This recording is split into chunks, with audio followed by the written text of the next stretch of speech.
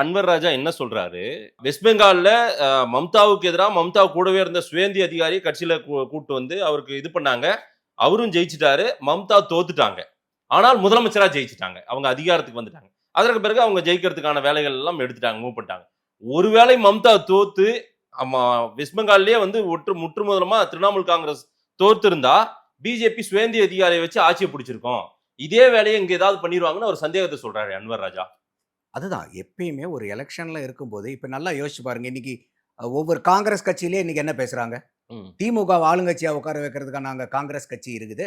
ம், காங்கிரஸும் நாங்க வந்து மந்திரி சபையில நாங்க உட்காரணும். எங்களுக்கு நீங்க கூட்டணியில ஆட்சியில் அதிகாரத்தை கொடுக்குற மாதிரி இருந்தா கூட்டணி, இல்லைன்னா நீங்க எதிர்க்கட்சியா உட்காருங்கன்னு சொல்றாருங்களே இப்ப காங்கிரஸ்ல இருக்கிறவங்க. சரி. எந்த கூட்டணியில் இருக்கிறவங்க பேசாம இருக்காங்க? நம்மளுடைய பார்வையை 2026 கூட்டணி கட்சிகள் எல்லாம் வளர்றதுக்கு ஒரு அபரிமிதமான வாய்ப்பு இருக்கக்கூடிய தேர்தலா நம்ம பார்க்கிறோம்.